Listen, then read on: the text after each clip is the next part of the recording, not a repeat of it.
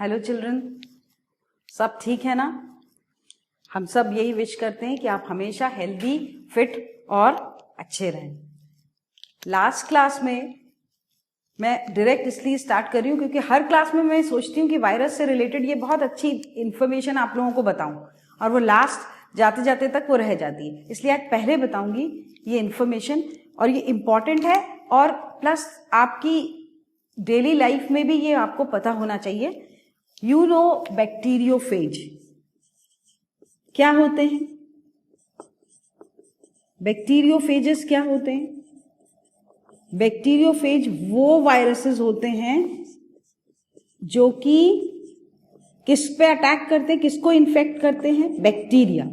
They are viruses which infect bacteria. ये तो आप सबको मालूम ही है, इतनी बार बता दिया है। और वो कई टाइप के होते हैं, T2 बैक्टीरियोफेज, T4 लैम्डाफेज, बहुत सारे टाइप के बैक्टीरियोफेजेस होते हैं। और एक T2 बैक्टीरियोफेज का डायग्राम एनसीईआरटी में दिया है जो टैडपोल शेप का है। कौन से शेप का है? टैडपोल शेप का। ठीक है, अब इनके बारे में एक इंपॉर्टेंट बात मैं बता रही हूं। You all have heard of river Ganga. ठीक है, गंगा नदी सबको मालूम है, जो हिमालय से के ग्लेशियर्स पिघलते हैं, गंगोत्री जमुनोत्री, उधर गंगोत्री से बह करके वो ग्लेशियर्स पिघल करके पूरे कई शहरों को क्रॉस करके बे ऑफ बंगाल में गिर जाती है। तो जब वो कई शहरों को क्रॉस करती है, हरिद्वार और सब जगह से होती हुई जब जाती है, तो जैसे जैसे वो नीचे जाती है वहां पर उसका जो पोल्यूशन है वो बढ़ता। गंगा बहुत पोल्यूटेड रिवर मानी, पहले इट वाज सेक्रेड रिवर। क्या उसको कौन सा दर्जा मिला हुआ है? सेक्रेड रिवर का। और अब वो मोस्ट पोल्यूटेड रिवर्स में आने लगी है। हालांकि अभी कुछ सालों से एक प्रोग्राम चलाया गवर्नमेंट ने जिसको बोलते हैं gap. Gap is Ganga action plan. Ganga action plan के तहत गवर्नमेंट ने बहुत सारी नदियों के लिए निकल गया। यैप भी है, ये आप पढ़ेंगे 12th में, that is Yamuna action plan. वो सब मैं डिटेल में बताऊंगी। ये गवर्नमेंट ने कुछ प्रोग्राम्स निकाले हैं जिससे कि ये भयंकर पोल्यूटेड, इनका पानी पीने लायक नहीं रह गया है, यूज करने लायक नहीं रह गया, इतनी ज्यादा पोल्यूशन है इन नदियों में। और एक जमाने में इनको सेक्रेड रिवर, खासकर गंगा को माना जाता था पवित्र। तो वो क्यों माना जाता था, उसका रीजन यहाँ बैक्टीरियोफेज में ही है आंसर। सो वो गंगा एक्शन प्लान के तहत, सिर्फ मैं आपको ये बता रही हूँ प्रोग्राम, जिन सिटीज से गुजरती है नदी, उन सिटीज से जो भी कचरा उसमें बहाया जाता है, जो भी पोल्यूटेड थिंग उसमें डाली जाती, उन सब पे रोक लगाना ताकि गंगा का वाटर फिर से पहले जैसा साफ हो जाए। अब इसमें बैक्टीरियोफेज का क्या रोल है वो देखते हैं।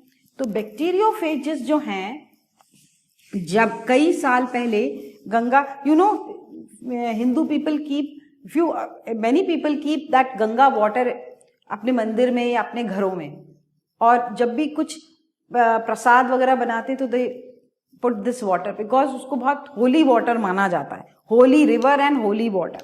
उसका रीजन ये है, आज से कई साल पहले जब रियल में वो सेक्रेड या होली थी गंगा, वो क्यों थी? क्योंकि उसमें जो वाटर था उस समय कई साल पहले, उसके वाटर में क्या पाए जाते थे? Many bacteriophages. क्या पाए जाते थे? Many bacteriophages. और ये बैक्टीरियोफेजेस जो थे, मतलब वायरसेस, अब ये वायरसेस किस पे अटैक कर रहे थे? बैक्टीरिया पे। तो कभी कोई बैक्टीरिया उसके अंदर पानी में, जब उस कई साल पहले आ जाता था गंगा रिवर में, तो उस बैक्टीरिया के ऊपर ये वायरसेस अटैक कर देते थे और उस बैक्टीरिया को बढ़ने नहीं देते थे। तो वो पानी हमेशा devoid of bacteria, harmful bacteria रहता था, कभी भी उसमें कोई बैक्टीरिया पनप नहीं पाता था। और ऑब्वियसली जिसमें कोई, क्योंकि बैक्टीरिया से बहुत खतरनाक बीमारियां होती है, डिजीज कॉजिंग होते हैं कई बैक्टीरिया, वो सब उसमें पनप नहीं पाते थे क्योंकि ये वायरसेस उन पे अटैक कर लेते थे। कौन से ग्रुप ऑफ वायरसेस? बैक्टीरियोफेजेस। ऐसी रिवर जिसमें कोई भी हार्मफुल बीमारी करने वाला बैक्टीरिया नहीं होगा, वो होली तो होगी, वो पवित्र तो होगी, इसलिए उसका पानी, द रीजन इज दिस, कि साइंटिफिक रीजन है, इसलिए उसको होली रिवर या पवित्र पानी कहते थे। लेकिन जैसे जैसे समय गुजरा, पॉपुलेशन बढ़ी, ठीक है, इंडिया की पॉपुलेशन बढ़ी, फैक्ट्रीज बढ़ी, जिस रास्ते से गंगा बहती थी वहां बहुत इंडस्ट्रियलाइजेशन हो गया, इंडस्ट्रीज बढ़ी, सारा इफ्लुएंट उसमें डंप होने लगा। हरिद्वार के वहां आके डेड बॉडीज और ये एक तरफ का ट्रेडिशन जो होता है, flowers and everything was dumped into the river Ganga and people used to go and bathe in that river. So every dirty and polluted thing was introduced in the river in few years, 30 to 40. What happened?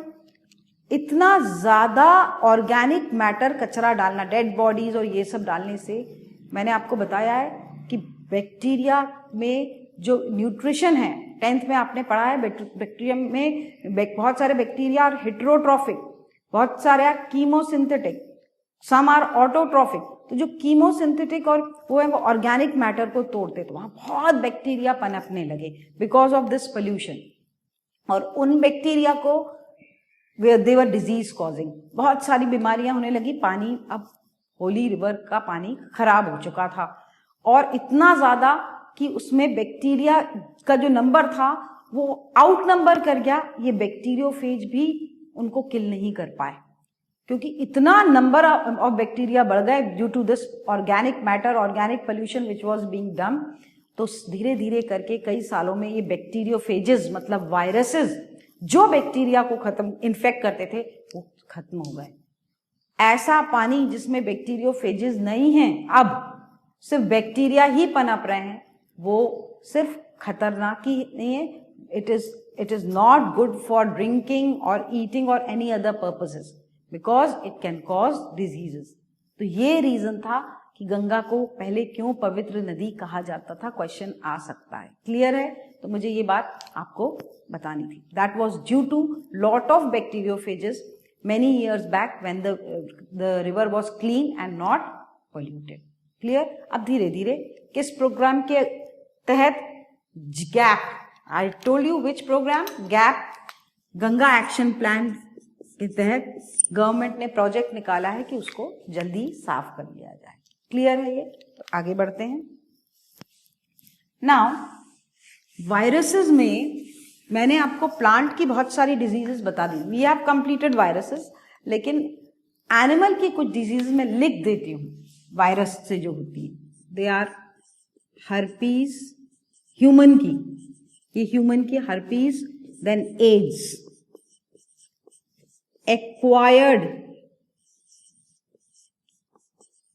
acquired immunodeficiency syndrome. What is the full form of AIDS? मालूम होना चाहिए आपको। और virus का नाम क्या है? HIV। HIV virus जो है Human immunodeficiency virus. HIV is human immunodeficiency virus. ठीक है, ये वायरस का नाम है। और बीमारी कौन सी होती है? एड्स। सब वायरल डिजीजेज हैं ह्यूमन की।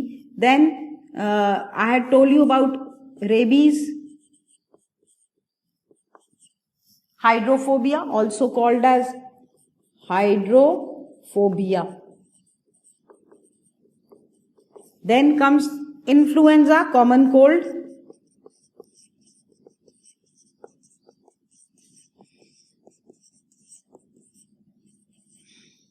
This is also viral disease, common cold. So these are few diseases which are caused by human diseases which are caused. Question है एनसीईआरटी में कि name few diseases of viruses caused in human, तो you can name this, these are given in NCERT. Plant की मैंने आपको बहुत सारी last class में दे दी, वो भी आ सकता है। ये क्वेश्चन पीछे एनसीईआरटी में दिया हुआ है, so just you can copy down the viral diseases in man, human being, that is rabies, herpes, AIDS, and I'll write few more, जो smallpox, चिकन पॉक्स, ये सब क्या है? सारी viral disease. Clear? So just go through these, फिर आगे बढ़ते हैं। The topic viruses, all the points I have covered. Now I had told you when I started कि मैं उन टॉपिक्स को पहले लूंगी बायोलॉजिकल क्लासिफिकेशन चैप्टर में जिनको 5 किंगडम क्लासिफिकेशन में कहीं जगह नहीं मिली। तो 1 वॉज वायरस, याद आया? मैंने और भी बताए थे, मैंने बताया था वायरॉइड्स, प्रायोन्स, लाइकीन्स। तो अपन आगे वो करते हैं। तो नेक्स्ट इज वायरॉइड्स, ये लिखा हुआ है viroids. Next group is viroids. देखें वायरॉइड्स क्या है। सबसे पहले तो पॉइंट, थियोडोर नाम है साइंटिस्ट का, थियोडोर ऑटो डाइनर। ध्यान रखना, नाम इंपॉर्टेंट है, क्वेश्चन आ सकता है। Dinar, year in 1971। साइंटिस्ट का नाम क्या है? Theodore Otto dinar. 19 he discovered these, he told about viroids. ये क्या है? They are infectious particles. They are infectious agents. Next बात, smaller than viruses, छोटे होते हैं साइज में, स्मॉलर देन वायरसेस। ठीक है? होते काय के बने, काय के हैं? They are made up of circular, बहुत important point, single stranded RNA, circular single stranded RNA. और उसमें कितने न्यूक्लियोटाइड्स लगभग होते हैं? 250 से 370 nucleotides. You know what are nucleotides? मैंने पिछली बार भी बताया था। देखो ये वायरस को मैं बना देती हूं। देखो इन्होंने क्या बोला? इट इज सिंगल, एक स्ट्रैंड है, ऐसा एक स्ट्रैंड है, पर सर्कुलर बोला है, तो ये क्या हो गया है? स्ट्रैंड बजाय सर्कुलर हो गया है सिंगल स्ट्रैंडेड ही, इस टाइप का। और कहीं कहीं ये बॉन्ड हो गए हैं बीच बीच में। जो एरियाज बॉन्ड नहीं हुए सिंगल स्ट्रैंड के, वो ऐसे पफ जैसे ऐसे खुले हुए रहते हैं। सो ऐसा अपीयर करता है ये सिंगल स्ट्रैंडेड आरएनए वायरॉइड का। It is only single stranded RNA, no protein coat.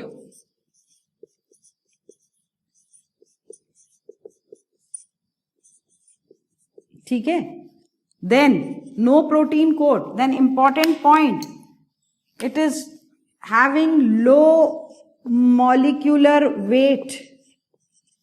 Low molecular weight वाला ऑब्वियसली कितने न्यूक्लियोटाइड से बना है? न्यूक्लियोटाइड्स मैंने आपको बताया था, जैसे ये स्ट्रैंड है तो बहुत सारे यूनिट से बना हुआ है, और हर एक यूनिट को क्या बोलते हैं? न्यूक्लियोटाइड।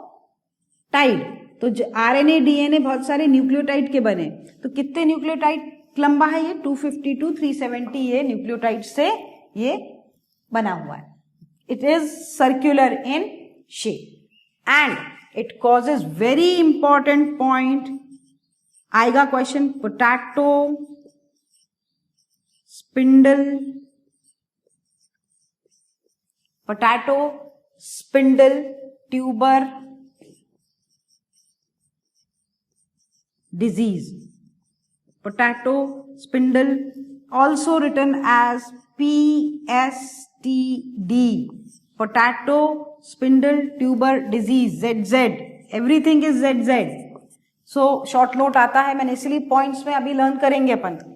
पोटैटो स्पिंडल, आलू जो है वो नॉर्मल आलू ऐसा है, ठीक है, लेकिन अगर उसको ये वाली डिजीज हो गई तो वो ऐसा ऐसा दिखेगा, स्पिंडल शेप, कैसा हो जाएगा, और वो खाने लायक नहीं रहेगा। और इसकी डिजीजेस सिर्फ प्लांट्स में, वायरॉइड्स अगर बीमारी करते हैं तो कॉज डिजीज ओनली, अभी तक तो सिर्फ प्लांट्स में देखी गई हैं, only in plants. So viroid से अगर कोई बीमारी होती है तो वो सिर्फ किस में देखी गई है? प्लांट्स में। और ये कहाँ पर पाया जाता है? ये इस टाइप के वायरॉइड्स, जैसे सपोज कोई प्लांट, पोटैटो की कोई सेल निकाली और उसमें देखा ये मिलता कहाँ है, तो ये न्यूक्लियस है, और न्यूक्लियस के अंदर क्या होता है? न्यूक्लियोलस। तो अगर इसको ढूंढना हो तो ये कहाँ मिलेगा? किसी इन्फेक्टेड सेल के, सपोज ये पोटैटो की इन्फेक्टेड सेल है, ठीक है, तो ये उसके कहाँ मिलेगा? न्यूक्लियोलस में। ये सर्कुलर स्ट्रैंडेड कहाँ मिलेगा उसके? तो वायरॉइड्स जो हैं वो कहाँ मिलेंगे? In the nucleolus. So short note आ सकता है वायरॉइड्स पे या कोई पर्टिकुलर चीज के ऊपर। This was, you can write in points. पहला, discovered by Theodor Otto Diener, important है, इन 1971। ये ऐसे पार्टिकल्स थे जो बीमारी, इन्फेक्शियस थे, they were infectious, small circular, cause disease. अभी तक तो सिर्फ प्लांट्स में ही बीमारी करते हैं। देन साइज वाइज वायरसेस से छोटे थे।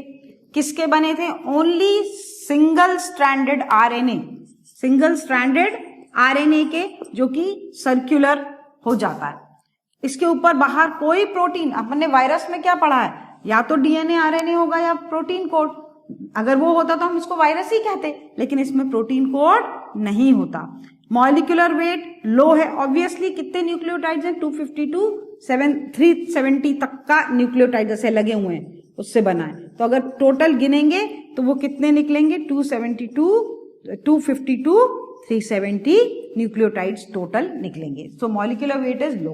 एंड वेरी इंपॉर्टेंट, कौन सी बीमारी होती है? Potato spindle tuber disease, PSTDB कहा जाता है, जिसमें आलू स्पिंडल शेप दिखने लगते हैं।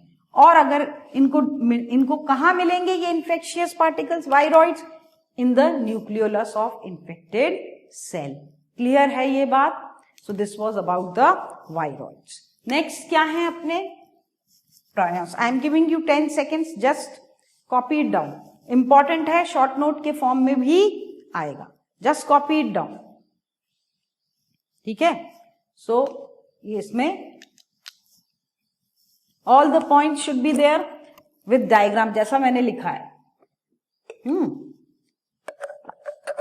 डिजीज का नाम लर्न होना चाहिए, potato spindle tuber disease caused by viroids, ठीक है? So will rub it.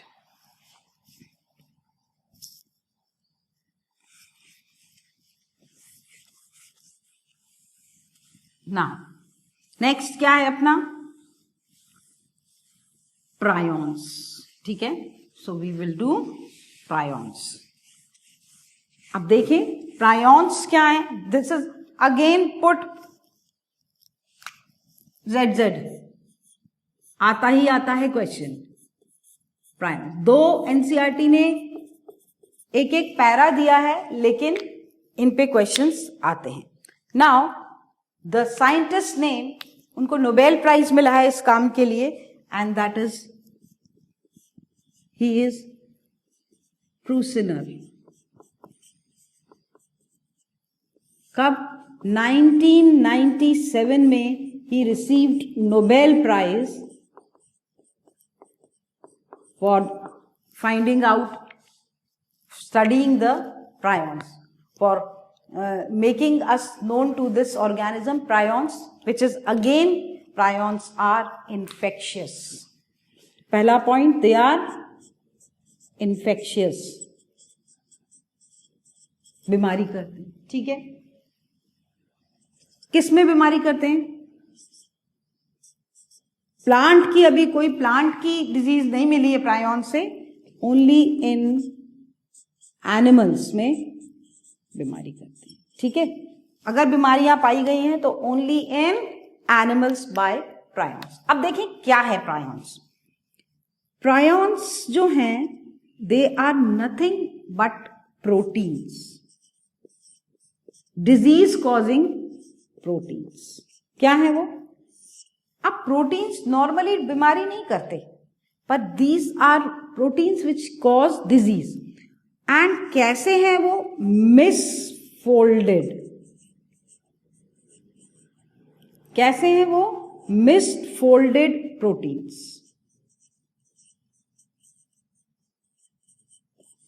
गलत मुड़े हुए। उसके पहले मैं आपको ये समझने के लिए एक चीज बताती हूं। ये अपन को इस साल we have to study everything biomolecules में। प्रोटीन्स जो हैं वो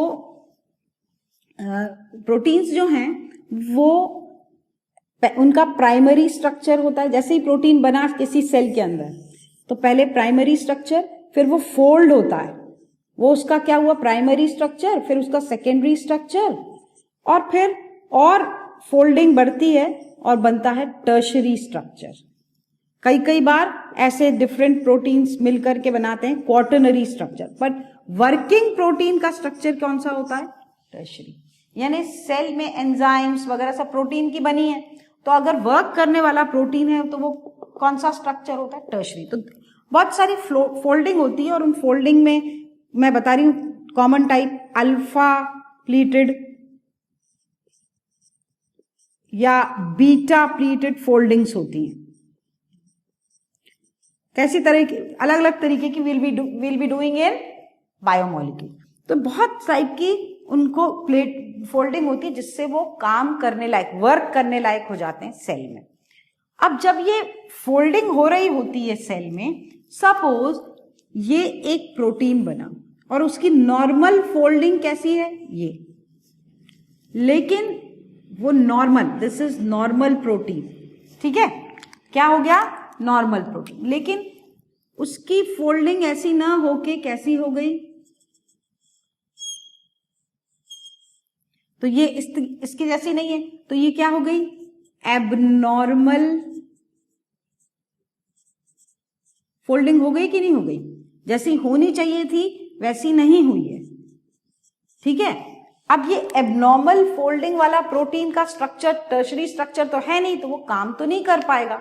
तो फौरन सेल के अंदर क्या होता है? सेल के अंदर सारे इंतजाम होते हैं। जब ये एबनॉर्मल, तो सेल में कुछ सब्सटेंसेस होते हैं जिनको बोलते हैं चैपरॉन्स। क्या बोलते हैं? चैपरॉन्स। नाउ दिस इज ZZ, ये वर्ड मीनिंग। ये सेल के अंदर मौजूद होते हैं और ये इस फोल्डिंग को करेक्ट कर देते हैं। क्या कर देते हैं इसको? Now this is the normal procedure which takes place inside the cell, human cell. तो ये नॉर्मल इसको क्या कर देते हैं? करेक्ट कर देते हैं और ऐसी फोल्डिंग कर देते हैं जैसी होनी चाहिए नॉर्मल प्रोटीन की, तो वो प्रोटीन ठीक से काम करने लगता है। पर कई बार ये चैपरॉन्स इस फोल्डिंग को नहीं करेक्ट कर पाते। मतलब कौन सी? ये कुछ प्रोटीन्स को नहीं ठीक कर पाते। अच्छा, आगे सपोज नहीं कर पाए तो उनके ऊपर सेल में होती हैं कुछ एंजाइम, प्रोटीएजेस। कौन सी एंजाइम होती है? प्रोटीएजेस। अगर ये नहीं ठीक कर पाए तो भी ये जिंदा नहीं रह पाते। सेल के अंदर ये एंजाइम्स रहती हैं जो इनको अटैक करती हैं और इनको पूरा मार डालती हैं, इनको पूरा घुला देती हैं। तो सेल को नुकसान नहीं होता। चलो गलती से कोई प्रोटीन फोल्ड हो गया है तो वो कुछ नहीं कर पाएगा, क्योंकि अगर चैपरॉन्स उसको ठीक नहीं कर पाए उस फोल्डिंग को, तो प्रोटीएजेस उनको मार डालेंगी। लेकिन ये प्रायोन्स जो हैं, जो मिसफोल्डेड प्रोटीन्स हैं, वो रेजिस्टेंट होते हैं एंजाइम, उन पे ये एंजाइम कुछ नहीं कर पाती। अब ये जो मिसफोल्डेड प्रोटीन है जो इस टाइप का बना हुआ है, इसके ऊपर क्या एक्ट नहीं कर पा रही है? ना चैपरॉन्स ठीक कर पा रहे हैं, ना एंजाइम्स उसको मार पा रही, ये पड़ा हुआ है। अब ये सिर्फ पड़ा रह के शांत नहीं रहता। जब ऐसा मिसफोल्डेड प्रोटीन, जिसको हम क्या कह रहे हैं? प्रायोन्स, ये दूसरे, एक खतरनाक काम करता है, दूसरे नॉर्मल प्रोटीन्स को भी अपने जैसा बना लेता है। इसको खुद की कॉपी नहीं करता ये। रेप्लिकेशन, डू नॉट रेप्लिकेट, मैं लिख देती हूं यहां point. They themselves do not replicate, अपनी कॉपी नहीं बनाता, but they change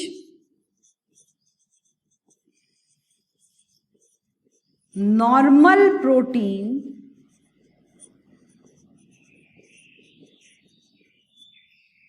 into misfolded protein। ठीक है ना?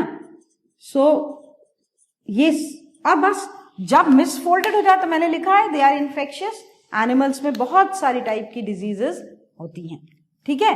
सो and they have same, they are of same size as viruses, virus के बराबर ही साइज होता है। So these are general points. Prusiner ने इनको पहली बार पता किया था, इनके बारे में स्टडी की थी 1997, नोबेल प्राइज मिला हुआ है। दे आर इन्फेक्शियस मतलब बीमारी करते, but in only in animals, we are also there included in animals. Actual में ये क्या है, प्रोटीन्स है, प्रायोन्स। प्रोटीन्स जो हैं कैसे, नॉर्मल फोल्डिंग वाले प्रोटीन्स नहीं, नॉर्मल फोल्डिंग वाले प्रोटीन्स तो अच्छे प्रोटीन्स है, सेल में सब काम करते हैं, एंजाइम्स होती हैं। ये मिसफोल्डेड प्रोटीन्स हैं और इनके ऊपर कौन सी एंजाइम भी काम नहीं करती, प्रोटीज। प्लस ये नॉर्मल प्रोटीन को खुद तो कॉपी नहीं हो सकते, लेकिन ये नॉर्मल अच्छे वाले प्रोटीन को एबनॉर्मल कर देते हैं, ठीक है। तो नॉर्मल प्रोटीन जो है प्रायोन्स का, वो PRN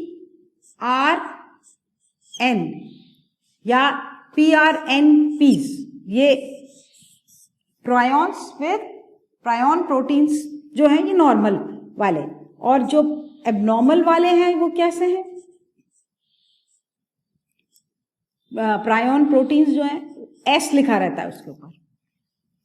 वो S क्यों लिखा रहता है, S मतलब खराब, मिसफोल्डेड, मिसफोल्डेड के लिए वर्ड है स्क्रेपी, द वर्ड इज स्क्रेपी मतलब खराब वाला। सो वो खराब वाला प्रोटीन जो है ऊपर S लिखा रहेगा, तो that is misfolded one, okay. Normal ये है और ये मिसफोल्डेड वाला है, ठीक है। So the prions when become misfolded, उनको उसको क्या वर्ड यूज करते हैं, scrapie. Now important thing about them are the diseases they cause. तो एक कॉमन मैं आपको यहां पर लिख देती हूं, जो कॉमन डिजीज वो करते हैं, आई विल राइट हियर। इनसे जो कॉमनली जो डिजीजेस होती हैं,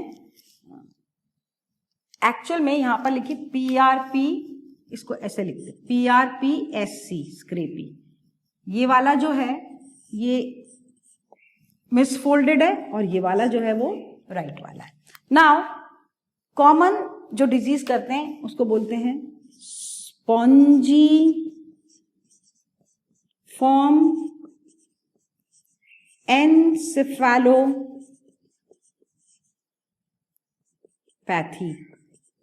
क्या बोलते हैं, स्पॉन्जीफॉर्म, SE से डिनोट करते हैं, स्पॉन्जीफॉर्म एनसेफेलोपैथी। अब क्या होता है, स्पॉन्जीफॉर्म वर्ड से स्पंज जैसा, एनसेफेलॉन मतलब होता है brain, central nervous system, that is brain.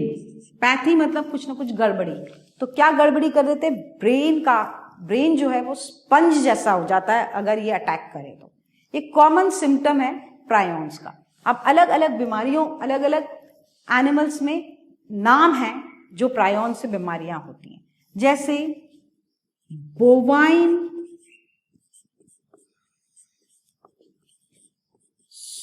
Spongiform encephalopathy,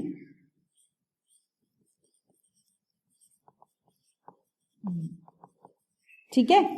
इसको BSE से भी डिनोट किया जाता है, also called as mad cow disease.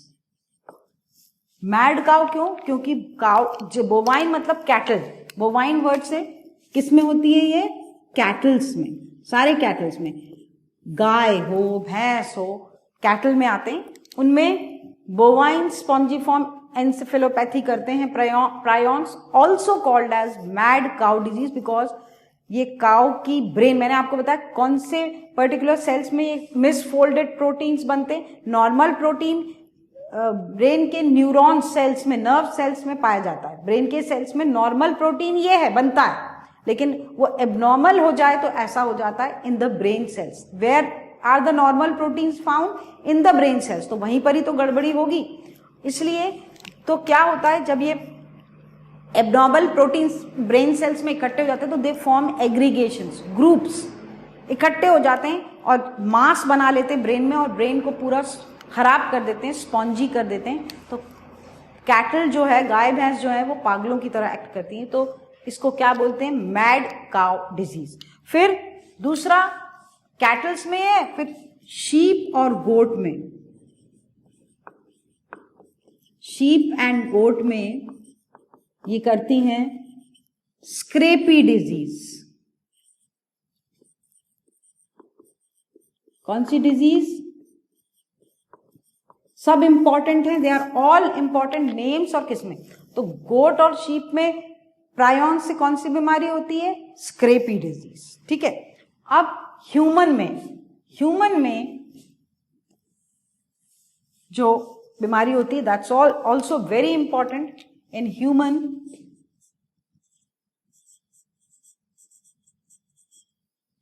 It causes Creutzfeldt Jakob disease, CJD। ठीक है। A type of spongiform encephalopathy, मतलब ब्रेन का ही। And one more disease very important, kuru disease. Kuru disease also called as laughing death. क्या बोलते हैं इस disease को? Laughing death. मतलब जिसमें ये प्रायन से ह्यूमन बीइंग में आती है, और इससे जिस डिजीज पर्सन को, क्योंकि ब्रेन पे अफेक्ट करती है, तो वो हंसते हंसते मर जाता है। मतलब पूरी बॉडी ट्रेमर करती है, हिलती, मतलब शेकी बॉडी हो जाती है ऐसे पर्सन की। वो शेक कर करके चलता है, मतलब नॉर्मल लाइफ में भी वो शेक करता है, और फिर बहुत लाफ करते करते वो मर भी जाता है, इसलिए उसको लाफिंग डेथ बोलते हैं। अब इसके बारे में मैं एक इंटरेस्टिंग बात बताऊंगी, कुरू के बारे में। न्यू गिनी में एक ट्राइब है। कौन सी जगह? अफ्रीका की कौन सी जगह पे? मैं राइट, न्यू गिनी में एक ट्राइब है। कौन सी ट्राइब है? एक जनजाति है आदिवासियों की, कुरू। कौन सी ट्राइब है? कुरू ट्राइब के लोग रहते हैं। कहां पर? पापुआ। ठीक है। कुरू ट्राइब पापुआ नाम की जगह, न्यू गिनी, अफ्रीका में। वहां पर आज आपको मालूम है अफ्रीकन फॉरेस्ट, बहुत घने फॉरेस्ट है, वहां आज भी आदिवासी लोग रहते, बसते हैं। उसमें से one of the tribe is called as Kuru. जगह कौन सी? Papua. They have a tradition whenever somebody dies in their community, उनकी अपनी कम्युनिटी में किसी की डेथ हो जाए, तो उनका एक सदियों से चला आ रहा ट्रेडिशन है कि जो भी डेड पर्सन है उसको जलाते हैं, उसकी डेड बॉडी को, और उसके जलाते वक्त पहले उसका सर में से उसका ब्रेन निकालते हैं, जो जिसकी डेथ हो गई है उस पर्सन का ब्रेन निकालते हैं और उसको खा जाते हैं। तो जिसकी भी उनके कम्युनिटी में डेथ होगी ह्यूमन बीइंग की, उसका वो ब्रेन निकाल के खा जाते हैं और फिर उसको क्रिमेट करते हैं। ये उनका सदियों से आ रहा ट्रेडिशन है। अब जब वो ब्रेन खाते हैं तो ऐसा माना जाता है पहले से ही किसी के ब्रेन में ये प्रायॉन्स नॉर्मल प्रोटीन थे, वो मिसफोल्ड हो गए और वैसा ब्रेन खाने से अब वो प्रायॉन्स किसमें इन्फेक्शियस हैं, वो जिसने खाया उसके अंदर आ गए। तो माना जाता है कि उस पूरी ट्राइब में बहुत सारे लोगों को ये बीमारी है प्रायॉन्स की। कौन सी बीमारी? जिसका नाम हमने लिखा है कुरूज, इसलिए नाम पड़ गया कुरूज डिजीज या लाफिंग डेथ। ओके, क्योंकि वो ब्रेन में अफेक्ट करती, ब्रेन सेल्स में। और वो किसको खाते हैं? अपने ही टाइप के स्पीशीज को, ह्यूमन बीइंग के ही ब्रेन को खाते हैं। आपको पता है, एक क्वेश्चन पूछ रही हूँ, आपको पता है जब अपने ओन टाइप की स्पीशीज को कोई खाता है तो फिनोमिना को क्या बोलते हैं? क्या बोलते हैं? जैसे ह्यूमन को खा रहा है, स्नेक को ही खा रहा है, अपने टाइप के खाना है, अपने जैसे स्पीशीज को खाना, उसको बोलते हैं कैनिबालिज्म। क्या बोलते हैं इसको? कैनिबल्स। क्या बोलते हैं इस टाइप को? अपनी ओन स्पीशीज टाइप के खाने को। तो इस वाली ट्राइब में कौन सा ट्रेडिशन है? They eat their own types, they eat the brain. And क्योंकि ऐसा हुआ तो जब स्टडी की गई, किन्होंने की? प्रूसनर ने, तो उन्होंने पाया कि ये ट्राइब में अधिकतर लोगों को ये बीमारी है laughing death, which is caused by prions. आज भी कंट्रोवर्सी है कि प्लांट्स में नहीं पाई जाती प्रायोन से, आज तक तो कोई बीमारी नहीं देखी गई है और अभी भी इस पे वर्क चल रहा है. So this was about the prions. They are nothing but proteins, no nucleic acids. They do not replicate. They have a size same as viruses. Who discovered Prusner in 1997? Not बहुत पुरानी बात नहीं है, उनको Nobel prize मिला है 1997 में इस काम के लिए. Then they are proteins already found. Their normal form of protein is found in the brain cells. But sometimes they become abnormal or misfolded, and these misfolded proteins becomes infectious, and they can make normal protein into infectious protein. They have that capacity. Important है, मैं ZZ लगाती हूँ, किसी पे भी I have जबरदस्त जरूरी. So prions पे, और उसमें भी आपको diseases आती हैं. Just copy down. I am giving you 30 seconds. Just copy down. I am giving you 30 seconds. सब important है. और ब्रेन को ये स्पॉन्जी कर देता है. नॉर्मल ब्रेन सेल्स को ये क्या कर देता है? Spongy. So you have to write that. लिख लिया?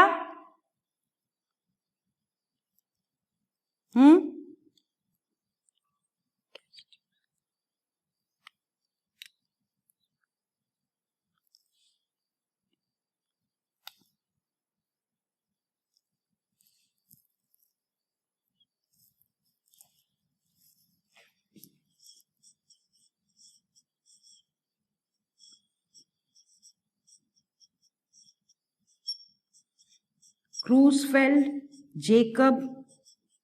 जेकॉब कुछ भी बोलिए, डिजीज. मैं फुल फॉर्म लिख देती हूं. ये किसका है? ह्यूमन में हो रही ना, CJD का फुल फॉर्म है.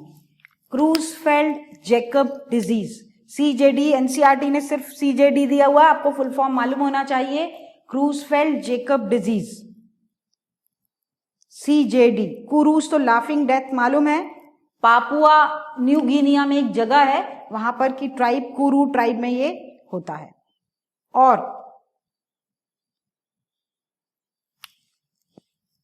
ये जो है एक और इंपॉर्टेंट इंफॉर्मेशन क्रूसफेल्ड के लिए, गैजड्यूसेक इन 1976, इनको सेक, गैजड्यूसेक साइंटिस्ट का नाम है.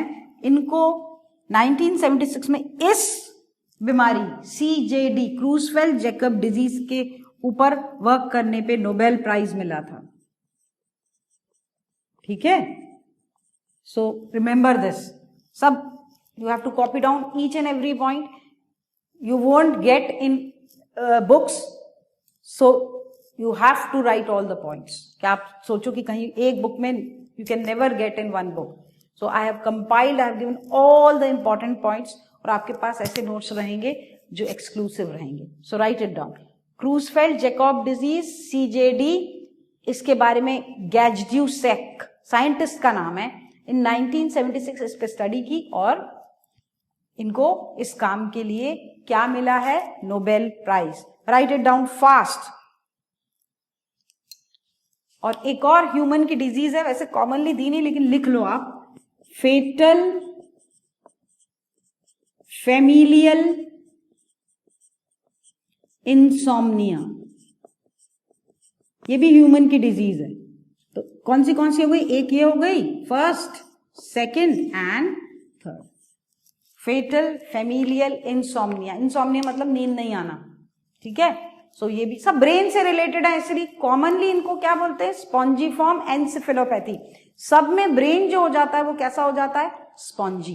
कैसा नेचर का हो जाता है? स्पॉन्जी. और क्योंकि नर्व सेल्स होती, न्यूरॉन्स होती, स्पेशली कहाँ? साइनैप्स के वहां ये काम करते हैं नॉर्मल प्रोटीन्स. अब वो नॉर्मल प्रोटीन तो खराब हो चुके हैं, तो जो साइनैप्स पे क्या होता है, दिस वी विल लर्न. जो मैसेज है वो एक से आगे दूसरे सेल में जाता है, तो वो इंटरफियर होता है, तो सारा ब्रेन के फंक्शन, सेंट्रल नर्वस सिस्टम के फंक्शन सब इम्पेयर्ड हो जाते हैं. ठीक है? So in all these diseases. Sheep और गोट में स्क्रेपी, कैटल गाय और भैंसों में उनको बोलते हैं बोवाइन स्पॉन्जिफॉर्म एन्सेफेलोपैथी या फिर mad cow disease. All the disease are caused by prions. So we are clear with viroids, we are clear with prions, we have done viruses. Now last special topic is lichens. So should I rub? 10 seconds ले लीजिए आप, कुछ भी उतारना हो, कैनिबैलिज्म जो अपनी species को खाते हैं, ठीक है? So I'll rub it. Now the next is group which is not kept in any of the 5 kingdom classification, that those are lichens. क्या है वो? lichens. Now कुछ लोग इसको बोलते हैं lichens, कुछ भी बोलिए, स्पेलिंग ठीक है? They are now let's see what lichens are. They are, पहली बार ऐसा देखा गया कि बजाय एक ऑर्गेनिज्म के 2 ऑर्गेनिज्म मिल करके दोस्ती करके एक दूसरे के फायदे के लिए जिंदगी भर साथ रहते हैं। अपन तो ऑर्गेनिज्म सिंगल सिंगल पढ़ रहे हैं, यहां 2 ऑर्गेनिज्म के ग्रुप साथ में रह रहे हैं और अच्छे से रह रहे हैं। इस टाइप के एसोसिएशन को पहले तो समझ लो, इंपॉर्टेंट है, बोलते हैं सिम्बायोसिस। क्या बोलते हैं इसको? सिम्बायोसिस। या क्या बोलते हैं? म्यूचुअलिज्म। क्या बोलते हैं? म्यूचुअलिज्म या सिम्बायोसिस। व्हेन बोथ पार्टनर्स जो भी 2 ग्रुप रह रहे हैं, बोथ पार्टनर्स आर बेनिफिटेड, किसी को नुकसान नहीं, एक दूसरे से दोनों को फायदा है, ठीक है? क्लियर हुई? अब देखें ये दोनों पार्टनर्स कौन है जो जिंदगी भर साथ रहते हैं, और उनका नाम क्या है? लाइकीन्स। एक तो है एल्गी, एक पार्टनर क्या है? एल्गी का मेंबर है, तो एल्गल पार्टनर। अभी से बोल रही हूं, ZZ NCERT का पीछे क्वेश्चन है। एल्गल पार्टनर को बोलते हैं फाइकोबायोन्ट। कई बार क्वेश्चन आया है, नीट में भी आया है। एल्गल पार्टनर को क्या बोलते हैं? फाइकोबायोन्ट। दूसरा पार्टनर कौन है? फंजाई का मेंबर, फंगल पार्टनर है, और फंगल पार्टनर को बोलते हैं माइकोबायोन्ट। दोनों गहरी दोस्ती करके, उस गहरी दोस्ती को क्या बोलते हैं? सिम्बायोसिस या कुछ भी बोलिए, म्यूचुअलिज्म टर्म है। एक साथ जिंदगी भर रहते हैं, उनको क्या बोला जाता है? लाइकीन्स। अब देखें एल्गल पार्टनर, एल्गी तो बहुत टाइप की होती है, कौन से ग्रुप का होता है? तो ज्यादातर it is blue green algae. और भी एल्गी रहती है, लेकिन एक्चुअल में ब्लू ग्रीन एल्गी में आपको पढ़ाऊंगी, it's not an algae, it's not a plant, नाम है उसका, वो मोनेरा की मेंबर है, लेकिन एल्गल पार्टनर है। माइकोबायोन्ट में मेजर पार्टनर फंजाई के रहते हैं, किस ग्रुप के? एस्कोमाइसिटीज। अभी सिर्फ लिख लो। और फ्यू ऑफ बेसिडियो, कौन से ग्रुप के थे? Basidiomycetes and deutero. अभी ऊपर से जाएंगे ना, फंजाई करा दूंगी तब पूछूंगी, सिर्फ ये पता होना चाहिए फंगल पार्टनर कौन से ग्रुप के? ज्यादातर, मोस्ट ऑफ देम एस्कोमाइसिटीज के होते हैं, few of basidio and deutero. सो ये माइकोबायोन्ट और फाइकोबायोन्ट। अब देखें दोनों एक दूसरे की क्या मदद कर रहे हैं। एल्गी नाम ही है ब्लू ग्रीन एल्गी, आपको मालूम है ग्रीन कलर मतलब वो क्या करेगा। सो एल्गी क्या दे रही है? खाना बना के, फूड, क्योंकि ग्रीन है तो क्या फोटोसिंथेसाइज कर रही है। फंगल पार्टनर उसको बदले में क्या दे रहा है? जिंदगी भर संग रह रहे हैं और मजे से रह रहे हैं, तो कुछ ना कुछ दोनों ऐसा दे रहे होंगे एक दूसरे को। तो फंगल, क्योंकि फंजाई कैसा दिखता है ये मैं आपको पढ़ाऊंगी, बिल्कुल धागों की तरह मिट्टी में फैल जाता है। तो जब धागों की, तो मिट्टी से क्या? It absorbs water and minerals from the soil. Water और मिनरल्स दे रहा है वो एल्गी को एब्जॉर्ब करके सॉइल में से, प्लस एक और चीज देता है शेल्टर, क्योंकि वो हाइफे, फंगल हाइफे धागे तो पूरा आपस में बुन करके वो एक प्लांट की बॉडी बनाता है। मेन बॉडी जो दिखती है लाइकीन की वो किसकी बनी रहती है? फंगल पार्टनर की, क्योंकि धागे नुमा है। और उसमें बीच बीच में जगहों में कौन रहती है? एल्गी। और वो नीचे नहीं रहती, ऊपर ऊपर तरफ रहती, क्योंकि सनलाइट ऊपर ज्यादा पड़ती है, तो उसको बाकायदा शेल्टर मिलता है। और ये अब लेकिन अगर दोनों का जो कंट्रीब्यूशन है एक दूसरे के लिए वो देखा जाए, तो फंगल पार्टनर को जो है वो क्या है, उसको ज्यादा देना पड़ता है। किसको? क्या? फंगल पार्टनर को क्या है? ज्यादा। ऐसा जब किसी एक पार्टनर को ज्यादा फायदा हो रहा है और दूसरे पार्टनर को फायदा तो हो रहा है लेकिन थोड़ा कम हो रहा है अगले से, ऐसे एसोसिएशन को बोलते हैं हेलोटिज्म। क्या बोल रहे हैं उसको? हेलोटिज्म। तो इसमें भी दोनों को फायदा तो है, नुकसान किसी को नहीं है, लेकिन एक को थोड़ा सा ज्यादा फायदा है, इसलिए एसोसिएशन ऐसा म्यूचुअलिज्म क्या कहलाता है? हेलोटिज्म। ये बात क्लियर है? दोनों कैसे रहते हैं? तो लाइकीन्स के बारे में एक बहुत important, they are pollution indicator, यानी खासकर ब्रैकेट में लिख रही हूं सल्फर डाइऑक्साइड का। कहीं पर भी इंडस्ट्री से, गाड़ियों से अगर इमिशन होता है और धुएं में बहुत ज्यादा सल्फर डाइऑक्साइड है, आसपास जहां भी ये सल्फर डाइऑक्साइड का पोल्यूशन है, उस एटमॉस्फेयर में जिसमें ये सल्फर डाइऑक्साइड उड़ रहा है, आसपास के पेड़ों में आप चाहेंगे भी कभी तो you will never find these organisms lichen, क्योंकि दे आर इंडिकेटर। ये नहीं मिल रहा है मतलब वहां पर कौन सा पोल्यूशन है? Sulphur dioxide. और मिलेंगे, ढूंढोगे कहां आप इनको? On the bark. कहां पाए जाते हैं? ऑन द बार्क और ट्रंक, पेड़ों की तनों पे, और ट्रंक ऑफ ट्रीज। और कहां पाए जाते हैं? जहां ह्यूमिड हो, ह्यूमिड प्लेसेस पे वहां पाए जाते हैं। And on bare rock also. Few lichens are, बिल्कुल सूखी पत्थर पे, रॉक पे भी पाए जाते हैं।